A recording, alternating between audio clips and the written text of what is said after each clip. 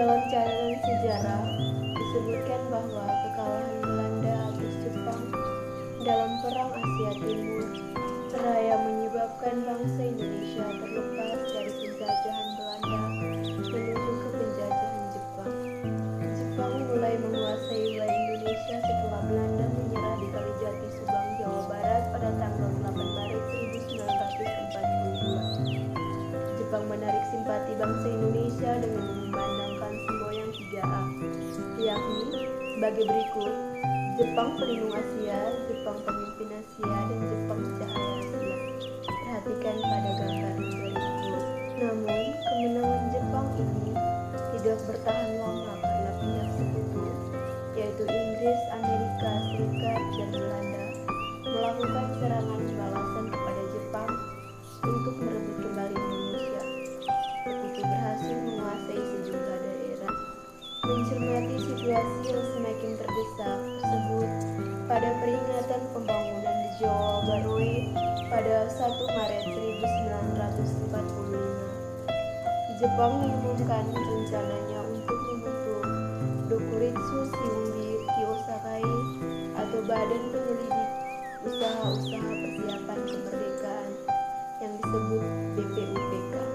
Jepang pun mewujudkan janjinya dengan membentuk Dokuritsu Shimbun Kyosakai atau Badan Penyelidik Usaha-Usaha Persiapan Kemerdekaan yang disingkat BPUPK pada 29 April 1945 bersamaan dengan hari ulang tahun Kaisar Hirohito. Atas izin Panglima Letnan Jenderal Makichi Harada, di dalam BPUPK terdapat 2 badan, yakni yaitu 1 Badan Perundingan atau Badan Persidangan, 2 Kantor Tata Usaha atau Sekretariat. Badan Perundingan diisi oleh 1 seorang kaicho, ketua, 2 orang tutu kaicho atau ketua muda atau wakil ketua, 3 62 orang iin atau anggota. Termaksud juga dalam BPUPK ini adalah 7 orang Jepang berstatus sebagai pengurus istimewa yang bertugas mengawasi. BPUPK sendiri diketuai oleh KRT Rajin Radio Diningrat dengan wakil ketua Ikibama Sae Yoshio dan Raden Barji Suerso. BPUPK ini melaksanakan 2 kali sidang. Yang pertama pada tanggal 29 Mei 1 Juni 1945 membahas tentang dasar negara. Yang kedua tanggal 10 sampai 17 Juli 1945 membahas tentang rancangan undang-undang dasar. Disebut BPUPK bukan BPUPKI karena alasannya pertama, dalam bahasa Jepang badan ini bernama Dokuritsu Shimbun Kyosakai yang berarti Badan Penyelidik Usaha-Usaha Persiapan Kemerdekaan. Yang kedua, pada saat itu belum ada kesepakatan soal nama negara yang akan merdeka tersebut. Sekalipun nama Indonesia sudah sangat familiar, seiring pertama kali digunakan oleh Earl Logan, James Bastian, Soekarno, Hatta, Ki Hajar Dewantara, dan para pendiri bangsa lainnya. Pada umumnya kita mengetahui bahwa terdapat 3 tokoh yang menyampaikan pidato pada sidang pertama pada tanggal 29 Mei sampai 1 Juni 1945, yaitu Muhammad Yamin, Soepomo, dan Soekarno. Namun, tahukah kamu bahwa tokoh lain juga berpidato seperti Sumitro, Margono, Samuel, Sosrodiningrat, Wiranata Kusuma, dan lain sebagainya? Hal tersebut karena anggota BPUPK ditugaskan untuk membahas dasar negara, bukan sekedar menjadi pendengar pasif. Berdasarkan sejumlah naskah, ada sejumlah tokoh yang turut menyampaikan pidato pada sidang pertama BPUPK pada tanggal 29 Mei sampai 1 Juni 1945. Beberapa sumber menyebutkan bahwa pada sidang pertama BPUPK selama 4 hari terdapat 32 anggota BPUPK yang menyampaikan pidato, yaitu pertama 11 orang pada tanggal 29 Mei, yang kedua 10 orang pada 30 Mei, yang ketiga 6 orang pada 31 Mei, yang keempat 5 orang pada 1 Juni 1945. Sementara itu, pada 30 Mei 1945 ada 9 tokoh yang berpidato pada sidang BPUPK, yaitu 1. Muhammad Hatta, 2. H. Agoy Salim, 3. Som Soedin, 4. Wongso Dagoro, 5. Suher Chahman, 6. Soewandi, 7. Arahmin, 8. Soekiman, 9. Suetarjo. Adapun pada sidang BPUPK tanggal 31 Mei 1945 ada 14 tokoh yang menyampaikan pidato, yaitu 1.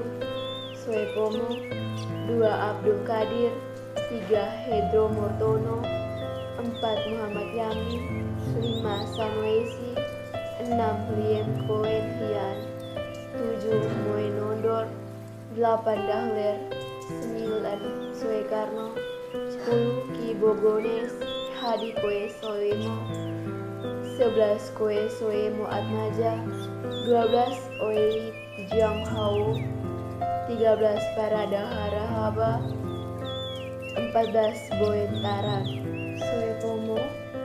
Pada 31 Mei 1945, Soepomo juga menyampaikan pidato di BPUPK. Soepomo berbicara mengenai struktur sosial bangsa Indonesia yang ditopang oleh semangat persatuan hidup, semangat kekeluargaan, keseimbangan lahir batin masyarakat yang senantiasa bermusyawarah dengan rakyatnya demi menyelenggarakan keinsyafan keadilan rakyat. Nugroho Notosutanto menafsirkan bahwa Soepomo menyampaikan 5 dasar bagi negara merdeka, yaitu 1. Persatuan, 2. Kekeluargaan, 3. Keseimbangan lahir dan batin, 4. Musyawarah, 5. Keadilan rakyat. Sementara pada tanggal 1 Juni, anggota BPUPK yang menyampaikan pidato diantaranya 1. Boswedan, 2. Mustatir, 3. Otot Iskandar Nidenata, 4. Soekarno. Sekurang-kurangnya terdapat 3 pokok bahasan tentang sidang BPUPK berkenan dalam dasar negara, yaitu 1. Apakah Indonesia akan dijadikan sebagai negara kesatuan atau negara federal atau penistaan atau negara pesterikat atau Istanbul. 2. Masalah hubungan agama dan negara. Dan 3. Apakah negara akan menjadi republik atau kerajaan. Tokoh ketiga yang juga menyampaikan usulan tentang dasar negara adalah Insinyur Soekarno. Mengusulkan tentang dasar negara yang 5 dan disebut sebagai Pancasila. Panca artinya 5 dan sila artinya dasar, sehingga atas 5 dasar itulah Indonesia didirikan. Insinyur Soekarno pada hari di mana Soekarno mengemukakan pemikiran tentang nama dasar negara Indonesia, yakni tanggal 1 Juni 1945 ditetapkan sebagai hari lahirnya Pancasila. Insinyur Soekarno mengemukakan pada pidatonya, yakni jikalau saya peras yang 5 menjadi 3 dan yang 3 menjadi 1, maka dapatlah saya satu perkataan Indonesia yang tulen, yaitu perkataan gotong royong. Sehingga usulan Insinyur Soekarno tentang Pancasila bisa menjadi Trisila dan bisa menjadi Ekasila.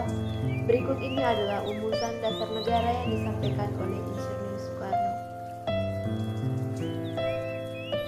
Setelah sidang pertama selesai, Indonesia belum mencapai kesepakatan akhir karena hal itu BPUPKI membentuk panitia kecil yang beranggota 9 orang di bawah pimpinan Soekarno. Pembentukan panitia kecil yang disebut sebagai panitia 9 ini dikarenakan perdebatan saat membicarakan hubungan antara negara dan agama.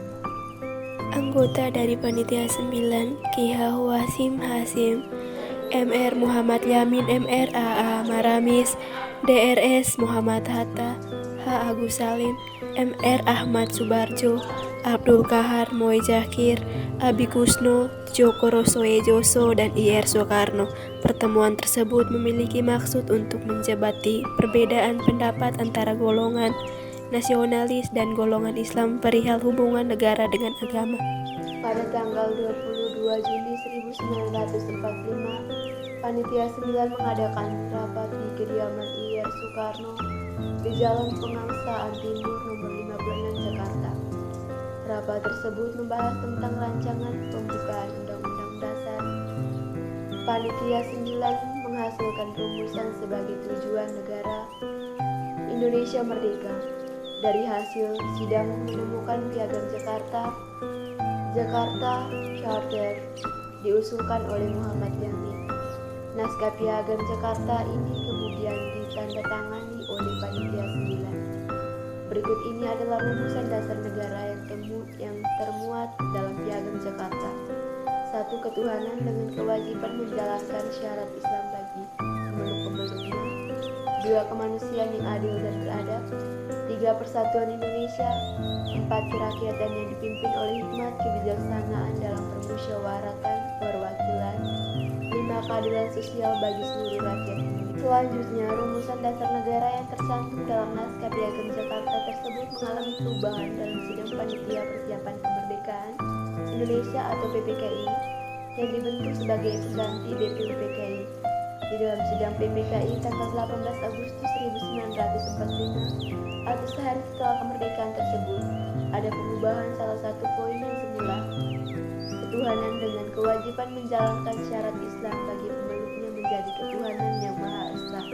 Perubahan salah satu poin dalam Pancasila adalah untuk menjaga kepentingan bangsa dan negara karena di Indonesia terdiri dari beragam suku dan agama. Berikut ini adalah isi lengkap Pancasila. 1. Ketuhanan yang Maha Esa.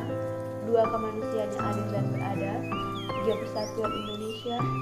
4. Kerakyatan yang dipimpin oleh hikmat kebijaksanaan dalam permusyawaratan dan perwakilan. 5. Keadilan sosial bagi seluruh rakyat Indonesia.